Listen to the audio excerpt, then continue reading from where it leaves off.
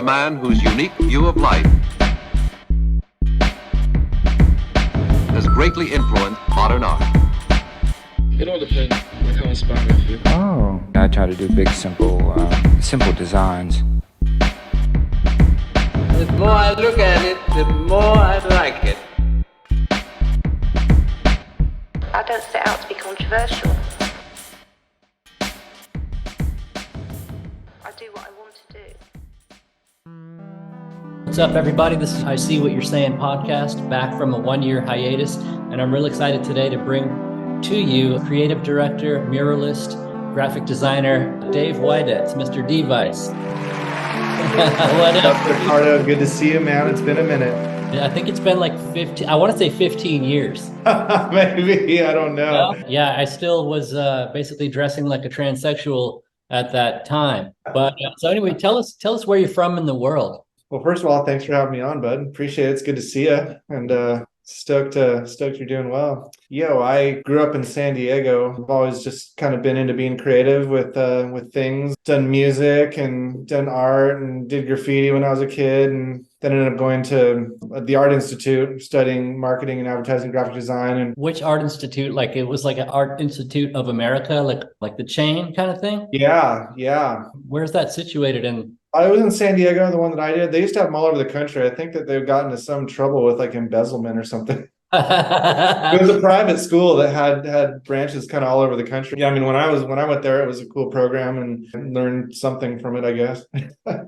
You finished school, in fact, like most of us did not. Yeah, no, I did. Dude, you're like the 1%er, dude. I know. I don't know how I did. I was usually sleeping in class because at that time I was DJing. I was DJing nightclubs at night. So I was like working till like 3 or 4 in the morning and then trying to do these internships or the jobs, whatever I was doing. I was working at a record label for a while, and then I worked at 91X Radio for a while. So I kind of had all these things going on, and it was just a crazy schedule. I was literally sleeping in class. I'm surprised I graduated too, but that's a miracle. When I was in Laguna College of Art and Design, I was really just doing cocaine and mushrooms on Crescent Beach in class. There was no class. You know what I mean? So we were all doing cocaine and mushrooms somewhere, my friend. Don't stack those. It's not like B12 and fucking magnesium. It's actually really bad, and it didn't go great. How much about your origin being in coastal San Diego influenced your path creatively, if at all? Out of school, I got kind of thrown straight into the action sports world, where I was working for a production company called Poor Specimen, making surf movies with the director Taylor Steele, and then, started working around the action sports brands for the better part of like 15 years. I mean, in between that is where we started Field Trip, which is where I met you, doing the indie shows, the music shows, and the mural collaborations, which was a fun era. That was like 2008 to maybe 2010. We had a good crew going on there. So yeah, I mean, just being down here and kind of being part of the community and being part of the action sports world all kind of shaped me on my commercial side of being a creative director. And then also, trying to learn how to be an artist and learn how to create murals or, put together a body of work or figure out a style or whatever it is that we're all trying to do, So yeah, definitely influenced by here and, the people around me and the worlds that exist right here in Southern California for sure.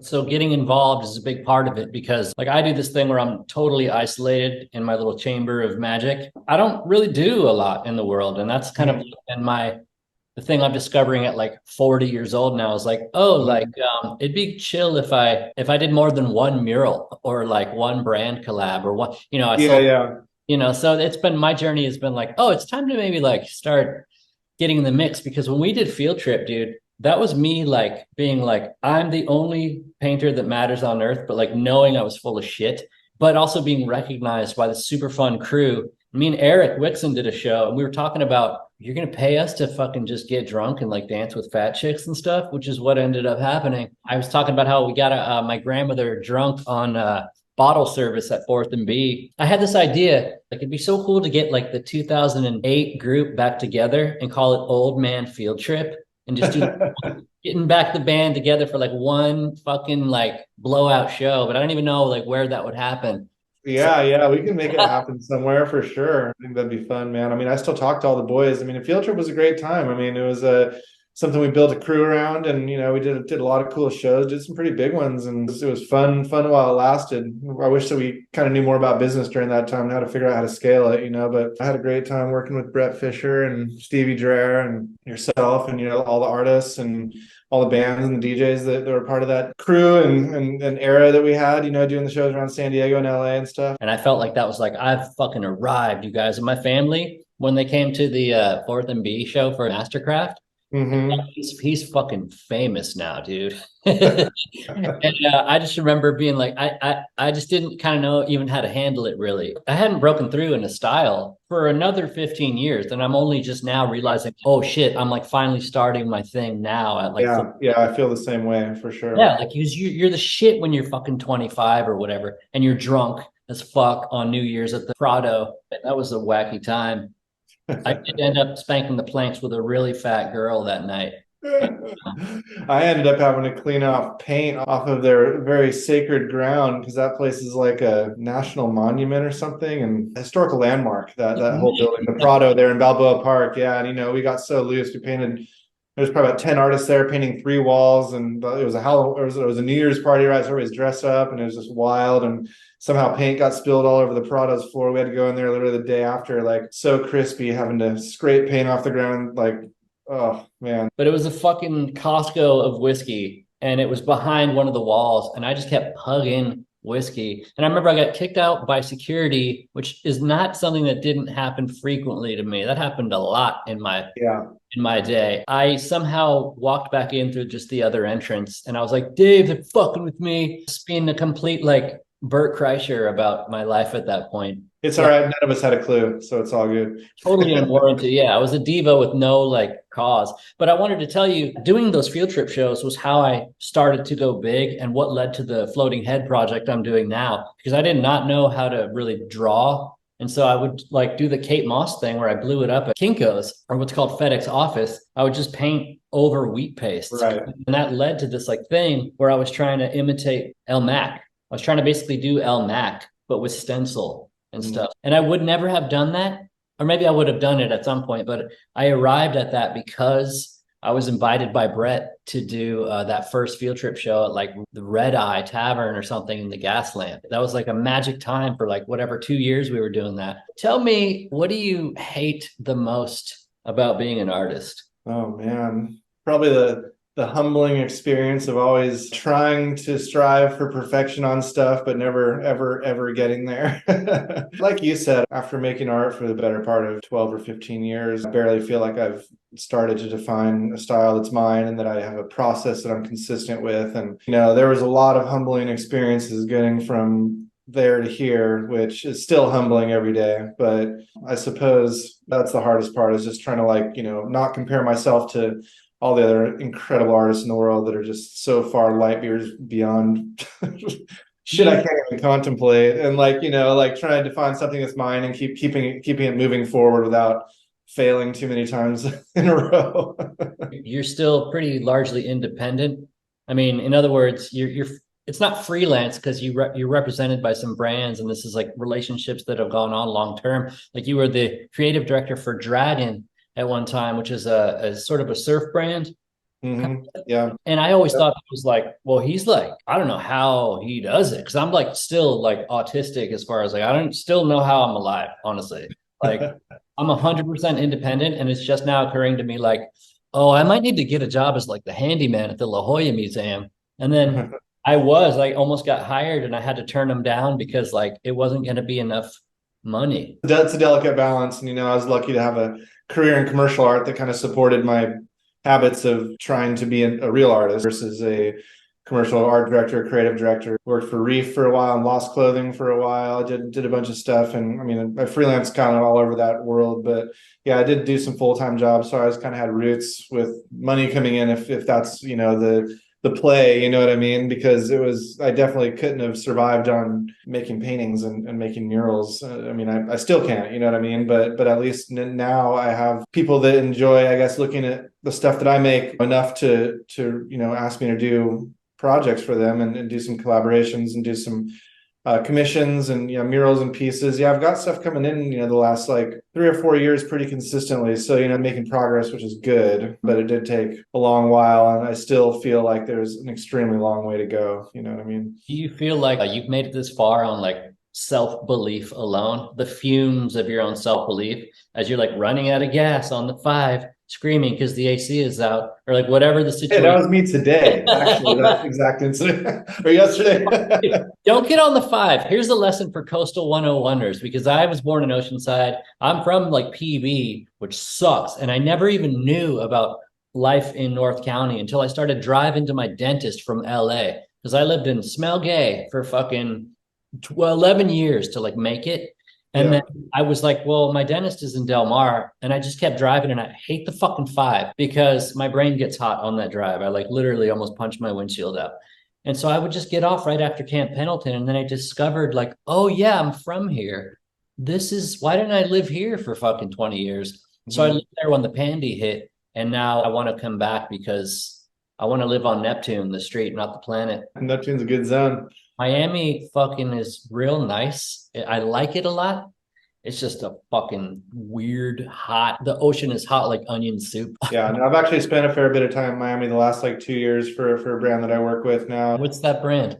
It's called John Michael. They do like luxury interior, exterior, you know, kitchens, bath, wine cellars and bars and game rooms, super high end, beautiful interior design work and exterior design work. They did this whole place. I'm just kidding. When you come here, your room is back there behind the kitchen there. So there's nice, dude. I'll come and post up for sure. For real. So I invite people out, and everyone's always like, oh, Florida. And I'm like, yeah, but it's Miami. Miami's like its own. There's not like rednecks shooting queers at the, you know what I mean? Or something. It's not like everyone's like, oh, DeSantis. And I'm like, it's not, it's just everywhere is fucked.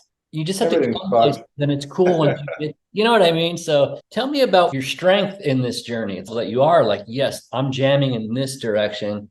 And I do feel like self-assured to hack through the fray of this creative. Yeah. I mean, you know, doing all those field trip shows where we were painting murals every weekend really kind of gave me confidence in painting in front of people and just painting fast and just kind of keeping it loose. And you know, out of that, I started getting a lot of offers for festivals, painting live walls, you know, around all around the country, actually, for music festivals. So I started doing a lot in that world and kind of like playing that card for a while. And that was fun. And then like I actually did the Warped Tour in 2019, which was cool for Journeys. So I painted murals, all the last Warped Tour stops, which was really fun because, you know, I grew up a punk rock kid and like seeing all my favorite bands and being on the road with them and meeting some of my heroes from like Bad Religion and, you know, some of these bands that I've just lived by their words growing up since I was like 15. That was a fun one. And all that stuff kind of came out of the field trip stuff. And then the pandemic hit, you know, 2020, and everything kind of stopped for a while. And I'm actually doing a festival in September called Cascade Equinox up in Bend, Oregon. Wixon's actually going to be there too. Oh, no shit. Yeah, me and Wix are going to paint together. Sick. Festival. Yep. Yeah, so I'm doing that. And a couple of things coming up, but I've been really trying to, you know, finish up a lot of commission work that I've got going. So doing more studio stuff right now, just trying to refine the process and, you know, kind of spend my time on pieces and try and build the story more, you know, creatively through my style. Persistence, I think, has always been the thing for me, which I believe in, you know what I mean? Definitely failed a lot more times than I've done anything that I feel is good art or good work or, you know, a great mural or anything, you know what I mean? So it's just kind of one of those things that when you do create something that's timeless or you feel, you know, you can look at forever and not be bummed about, like, you know, that's always a big win. But keep trying. That's always my thing, is just like try not to give up and stay motivated and just keep moving forward creatively, you know. There's a through line with all artists I've noticed doing this show. Different artists, film director Eric Wixon, who's kind of like a Willem de Kooning psychedelic painter in his own right. Yeah, we all sort of don't really know how the fuck to do anything but what we're doing or why we're doing it. It's just this compulsion to do it. I think that, yeah, we've all just been living by our wits. It all feels like luck, and we all feel kind of full of shit. Yeah, totally, man. You know, I think when I was a kid in the field trip days, it was like everyone's full of shit but me. And it's like once you get humbled by like sleeping in a car for a month or something on your journey. I've had a story, man. I flew to London and hung out with Kate Moss after painting her tits for fucking 3 years. It was like, oh, manifestation is totally real. And then, you know, nothing really materializes from that. And you sell a painting for $7,000, but you don't sell those. Did he buy that painting from you? No, man, that's one of the first giveaway to celebrity art pieces of bullshit that I ever did. Mhm. And never heard anything back about it. It was like this pink triangle thing when I I started. remember it. Yeah, yeah.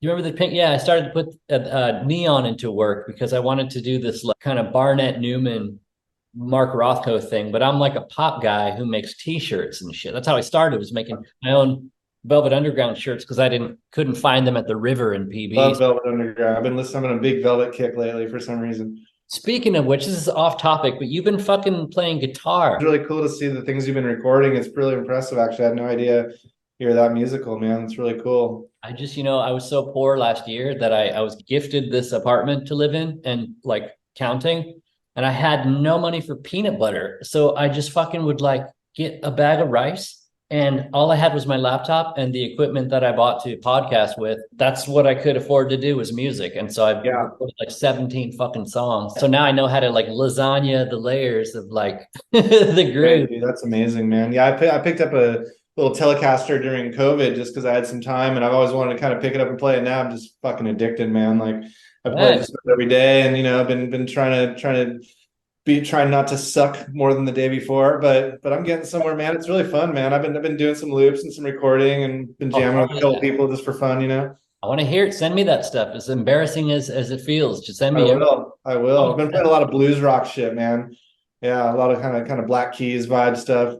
Dude, my guitar is right there. I want to grab it, but that's not this kind of show. So how would you define your style in terms of mural and freeform art? Because like, so music is this thing where you don't have to define it because it's a groovy exploration, and it should be that. Even if it references the Black Keys or whatever it is, it's going to be you. So you doing this thing that you used to call Mr. DVICE, which was your kind of, we all wanted to do a Shepherd Fairy thing. Like we all wanted to have our obey in the early aughts. And so mine was this logo or whatever. That's right, your girl face. That's right. Yeah, and I never really did much with it. The Mr. DVICE alias, I mean, I still run that all the time. That's the only thing I really go by. The style that I've kind of created really has to do with a lot of psychedelic loose lines that all have a story if you kind of, you know, follow them around a canvas or a page or a wall. You know, I create compositions out of some trippy lines, you know, and then usually I'll backfill them with some color work. Usually, you know, start with a sketch, and then I'll, you know, kind of refine it a couple times, kind of like tattooers do, just colored pencils. And then I'll kind of bring it onto like a Procreate or something like that, where I can do a solid, good black line on it. And then okay, so you like take the sketch into CAD or whatever? Just into like an iPad or I have a Cintiq tablet that I draw with. So usually I'll take my sketch into there and kind of refine it a little bit more. Now that we have these tools, which are great, you know, the digital tablet tools are so good now that it just really saves a ton of tracing paper and all that shit we used to do. Right. I mean, it's quick and it's free and it's fast and it's accurate, and it's all easy. So, you know, once I kind of have my art worked out, you know, digitally, I'll grid it up onto a wall or a line onto a canvas and kind of work around it that way. And usually start about halfway complete and then freestyle a lot of stuff as I go. Stuff usually takes on its own life with the style that I do. Psychedelic line work. As time has gone on, it's gotten cleaner and it's gotten a little more minimal. And I think I'd like to keep pushing it that way until it's somewhere where I like feel like it really is a timeless style that I could stand by forever. You know what I mean? I might call it like psychedelic freeform, sort of not abstract expressionist, because that's like a whole 1940s American thing. Yeah. What's dictating it isn't like referential, you know, like me, my thing is what the fuck it is. I pick this old lady's face, I hack it into trillions of cuts, and then it turns into this like thing. And my abstract thing is the neon. I'm trying to like, it's always been a reference. So your thing is guided by, you know, your internal jamming or sometimes. I mean, you know, it's funny, like if I'm just creating characters for fun, I'll usually just do it really loose and really, you know, fun and expression based, and then, you know, but I do actually get requests for like portraits in my style, you know. So I've done a handful of family portraits. I just actually did one for this really cool dude down in North Park. Yeah, he had me put up a big wall in his living room. He just got a new home, and he has his 2 boys and their little awesome puppy. And yeah, I'll send you the image, man. When I'm creating characters that are based on real people that we want to see like personality behind the human, sometimes I'll start with a photo reference and I'll draw from that. So yeah, there it is. That's the next one. Oh, it's this one? Yep, there it is, dude. I could grab that one and make a funny character. for Oh sure. yeah. So can you talk about the mural you're working on right now? And if possible, can we see images? Yeah. I have a headache from aerosol right now, to tell you the truth. I've been Oh, forgot my mask today, and I was painting in the back of this hotel called the Green Room. It's in South Oceanside, really cool boutique hotel. Yeah, I put up a couple murals there over the last year or two. We're doing a big back perimeter wall, 60-foot wall on the perimeter of the hotel, which basically all the rooms, their windows look out to the mural. So it's kind of eye candy for when you're staying in the room. You look out the window and you can see this, wall flooded with artwork. So it's a long mural, 60 feet long by 6 feet tall. And I painted that thing in like under 10 hours, which was pretty good. That's pretty fast for me. and so you're not wearing a mask, or you just forgot your mask? I usually do. I literally had like a fucking towel. I was like gangster towel on my face, like trying not to breathe that shit. 90 degrees out there today. It was like aerosol on my face and like semi-close quarters. It was outdoors, but I got through that thing pretty quick, man. 60-foot mural in like, 9 or 10 hours, and from scratch too, just from a sketch. That's why I love talking to artists, because it's so important to like not be isolated and a man on this island. I don't know how to not do the life that I do. And so it's like pulling teeth to go figure out how to, I never like, got involved. And, the field trip was the time. And then I like moved away and stopped. And like, Yeah. I could never do what you do. Holy shit, dude. I mean, that was a quick one. I was kind of under pressure too, chasing light for the day. I had my buddy Punky out filming with us, so we were getting some content for the hotel, and then also just a cool little documentary process type video. So yeah, he was out there, and we basically 2 little jams to put it up, where he had to beat the light that came over the roof, where it cut the wall in half with light basically, so it fucked up the camera. So 2 hours in the morning and 3 hours in the afternoon to get that thing done. And if it wasn't done, then the video wasn't going to be finished. So I was just kind of like chasing light and trying to get this thing hammered out as quickly as possible. So in a way, it's like a cool drill, in a way, it's kind of like fucking get it done, right? Like just do it. Like there is no choice, you know what I mean? So I'm always stoked when things go fast. I'm always bummed when things take forever. When things are lagging or I need to redo things, sometimes I just like lose interest and like start doing something else. Put it aside for like a month or 2 or 6. Yeah, well, sometimes I get stuck in the cost of the things, because my things are there's so many wrinkles on this. I probably have gotten into 10,000 slices of just getting her wrinkles of the wrinkles. That's taking so much longer. And then it's like, I got to remember the vision at the end, because right now I'm like in the fucking mud with it. So my things are so not spontaneous. My final question, a little corny, but it's necessary, because all the Generation Z kids are like anxious to even leave the iPhone or whatever. Or we grew up hacking through fucking San Diego and jumping in, getting bit by stingrays and dislocating my fucking dick. And what would you say to, I'm probably going to edit some of this out. What would you say to young artists who look at you, Mr. DVICE, super guy, creative director, collaborating with Nike? They're looking at you and they're saying, how can I like do my thing? There's a big difference between being in your 20s and trying to be an artist and being in your 40s and trying to be an artist. You know what I mean? It's a whole different part of your life, and it's also a whole different type of set of responsibilities and goals, where you're positioned in your journey altogether. So I mean, teens or your 20s or whatever, like now is the fucking time. You know what I mean? Like give it everything you fucking have and fuck everything else. If you're gonna be an artist and do what you want to do, then fuck everything else and just do it as hard as you can, as much as you can. And in that time of your life when you just don't have all the responsibilities of really being an adult, like is really the time where you're just like, fuck the world, I'm going to make art, and I don't give a fuck if I'm sleeping on a couch or I'm fucking sleeping in the back of a car or a place with 6 dudes, like, you know what I mean? Because that's how it all was when everybody was in their 20s. Like, well, there's no consequence, there's no responsibilities. So it's just like you had all the time and all the choices and all the possibilities. As you get older, the time gets compressed a little bit, because obviously you have careers and you have different things happening in your life. But, take advantage of being fucking young and reckless. You know what I mean? Well, I remember I saw a hat in Highland Park, LA, and it said, make California burritos $5 again. When we were kids, it's not easy, because I wasn't Silver Spoon, I mean, yeah. But we're coastal California. We're pretty like lucky in that regard. So you have access to like the juiciest life if you are available to like receive it. Yeah, man, it's do it right now. Don't wait for the fucking perfect time, because there isn't a perfect time. And know that you're going to fuck up a million times and accept that shit. Accept your fuck ups. Know that if you can be humbled by that, then you can fucking go far, right? But you cannot succeed without fucking up. And that's something that I don't know if they're telling kids now, but I don't remember hearing that as a kid. I just remember being like, Billy Corgan guitar solo. How am I ever going to do that? I'm a piece of shit. I'm playing Green Day, Judge It. I'm still playing Green Day like that. That's fucked up, dude. That's how I learned. No, hey, keep on the path. I'm trying, dude. No, guitar. I stopped drinking beer. My favorite, that was basically half my blood was beer for a while there. So I just stopped drinking alcohol. But we should get a cachava or whatever the hell they're serving out there now.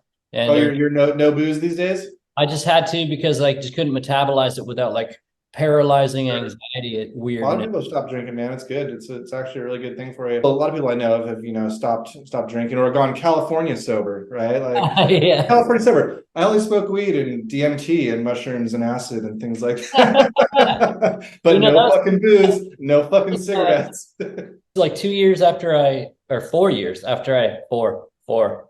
Anyway, too much acid. No, I never did acid. I only did mushrooms. 4 years after leaving San Diego to do LA and like try and make it or whatever, I ended up in pot up north for. So you're working in cannabis? Up until 5 years ago. Yeah, I was involved with that whole world, and that taught me how to like really be a fucking man. Because when I was doing the shows, I mean, I had a smoky eye. Nothing against makeup. I'm still wearing it. I told you I can't do this too early because I'm basically. Did you wear makeup at the field trip shows? Oh, dude, I was wild ass outfits with stencils all over them and shit. I was the first transgendered artist. No, love for all of our tranny listeners, but there are none because nobody hears this show. There he is. Oh, what? Back. Sick, man. Fucking trying to get my money, Zoom. Man, just to wrap it up then. So it's so good to see you, man. You just look. Yeah, you too, bud. It's been too long. Looks like you're like 31 right now. What are you doing? Inhaling paint all day and drinking green juice now or what? Dude, I feel like shit, man. I've inhaled way too much paint fumes today. I feel like a fucking alien. Let me tell you what you do. You go to that, what's the market next to Angelo's Burgers or whatever? Cream of the crop? Go to Cream of the Creasies and get yourself a fucking green juice with some chlorophyll, pull all the heavy metals out. Because, yeah, I know about that paint. I fucking hate spray paint, and it's the way I paint. So it's like... I hate forgetting my mask, and it's such a drainer, especially in the hot sun. So I'm going to be taking about 15 Tylenols and drinking 4 bubbly waters and fucking hanging upside down like a bat tonight. Brought to you by Saratoga Springs. I'm going to have a sponsor of the show called Lux Beauty, which is like this like vegan... super good for you stuff. They send me free shit all the time because they like me a whole bunch. You look young and fresh. Can I have some? This is a rental. Yeah, yeah, I'll send you some shit once we because I got to get the promo code and stuff. And right, good. Yeah. I'm working on my bikini body for next summer already. So. Oh yeah, dude. Fucking well, now I'm vegan too, so I look like shit. Are you vegan? All right. Yeah, I'm basically a Mormon, dude. I'm trying to quit coffee now and shit. And I'm like, I don't take my coffee, America. All right. I already quit my favorite thing on earth, which is beer. And I just can't smoke weed because then I think I'm dying or whatever. It's like, okay, brain, well, can I do anything fun? And I do. And it's called tofu. I suck, but no. At least you got a cool ass beard. Let me tell you something. This is a rental. It's not even mine. So tell us, where can people find your work who want to know more about Mr. DVICE or Dave Weidetz? Well, like I said, I'm doing the Cascade Festival up in Portland, Oregon. I'll be painting a mural up there. That'll be September 22 to 25, I think, or 22, 23 to 24. Yeah, with some other artists up there. So that'll be pretty cool. It'll be cold up there. You're gonna have to have some nice hot cocoa with whiskey in it. Oh man, I don't know. It's like in the valley. It's in Redmond, Oregon, just outside of Bend. So. Yeah, it was really nice weather when we were there last month doing a little site walk on the place. It looks pretty exciting festival, man. Some cool music, a couple cool electronic acts and some jam bands. Yeah, it should be fun. So doing that, got another mural coming up in North Carolina on this big historic building, which would be cool because it kind of pays tribute to the Black history and also kind of the equal rights movement. Charlotte, North Carolina. Yeah, so I'll be doing that here coming up sometime soon. Yeah, it's a big 3-story building, so that'll be probably the biggest mural I've ever done. Yeah, so that. And socials are just at Mr. DVICE. That's where I usually keep, things kind of updated and just currents with whatever's happening. But Yeah, man, always working, always trying to not fuck up less than the last time. Well, I will link all of your stuff. dvccreative.com is Dave's website. Yeah, that's my commercial stuff. That's my commercial stuff. MrDVICE.com is my art site, although that's way out of fucking date. So Instagram is probably best. Get up to date, brother. And then how do we find you on Instagrizzle? Oh, Instagram, just at MrDVICE, yeah. Okay. Yep. I don't know if I follow you, but I got a link. What a dick. I don't know if you follow me. Actually, I don't think I follow you either. I don't even know you're on Instagram. Yeah. Maybe you are. Maybe you just don't use it. I'm so slack about it. I want to get off Instagram, but it's like so during the pandy, I want to tell you two anecdotes. So during the pandy, I posted a drawing of my friend's kid. I sent my shit everywhere. One guy who was a famous artist posted it, and then Selma Blair saw it. And so then I drew her kid. So when she posted it, all I've done for the past 2 years is draw people's goblin-lipped, no-lip ass white babies. White ass babies. Old white baby, bro. 2 years. Was my income. 2 fucking years. And at one point I was like so Hey, great. better than no income. It was. Well, that's what's happening now. So it's a little shaky, and I'm like, fuck. So now I'm trying to figure out the next thing, and I'm like, I guess I got to go be the handyman at the MCASD. And Gotta make something viral on TikTok. Come on, dude. We all know this. yeah, I mean, I got a face you want to punch. I mean, I could go on TikTok. But I got no TikTok game. I tried TikTok, man. It's not for me. I'm not a hot toddler dancing, and I'm not like a retarded man. But in my journey, I went to Laguna College of Art and Design, so Laguna Beach, and not a real art town, more of like a arts and crafts town. So like puppy dogs and ice cream is what I call it. Sawdust Festival. Somehow or another pulled off an internship with Ruka, having had no experience in really any kind of design. I'm an ocean kid, but I never used equipment in the water. I always was like naked at Black's Beach and shit, running from the gays and stuff. And I believe. that is true. I got pictures. I won't link them. I went to have lunch at Wahoo's with the 2 dudes who were running the internship, and I fucking came with like my Pokemon hair, and I fucking probably had some kind of like, I looked like a Puerto Rican hooer. I had black eye. Yeah, with your black ass eyeliner. Yeah, and my fucking emo clothing, even though I hated emo, but I didn't know that I dressed like an emo at the time. Hey, dude, it was a whole different world in 2010. And we're at the fucking nerve center of the hipster fucking generation, man. Dude, how many fedoras have I gone through? A few. Yeah. I had a couple flat irons in my day. I'd always wonder why people drove by in PB and go, faggot. And I'm like, but they're listening to the Rolling Stones on the radio. So I'm like, wait a minute. Yeah, those guys were the original make dressing like a woman fucking awesome. Dude look like a laid out. So I do look like a laid out up to this meeting at the Wahoo's on PCH in Laguna Beach. I proceeded to sit down with these guys, nervous as shit, because I made this stupid mock-up with like it was all about the girl thing. And I came with like one of these. Mm. And I just sat down and I had a soda or something. And the first thing I did was just spill the giant soda all over the fucking whole table. Wilbur Kookmeyer times 10. Just didn't work out. So I never told anybody that. Like something I would do. So that goes back to our thing. Kids, don't give up just because you dress like an emo transgendered woman. I was a strong, proud Japanese woman, okay? I just didn't belong in surf design. No one's talking shit to Keith Richards or fucking David Bowie now, are they? I did a couple glam rock murals in LA, and they're pretty cool. And but it never really was a thing that kept going. And I do not like aerosol in the sun, is something I learned. I'm a small little fella. Well, it was so good to see you and talk with you. And I've been like, where's Dave, man? He's over. Well, I'm stoked you got the podcast rolling, dude. You ready for episode 10? Oh, that's a milestone. Yeah, absolutely, dude. So it's hard to book people. So so if you know anybody, Kelsey Brooks, I'm wondering if he would do the show. The idea for the show originally was to really talk to people, to learn about like what makes them tick that does not make me tick, creatively, stylistically, all that stuff, to kind of like really create a community that I've never had because of some kind of autism and like being the guy in the cave guy. I'm like a little cave turtle. Look, it's nice here. I got all my shit how I like it. It's all perfect, all set up in neat little rows. Dude, the temperature. I'm the same way, dude. This is all set up because I did the interview with the museum in La Jolla. So I look really like I didn't need the You job. look very artsy.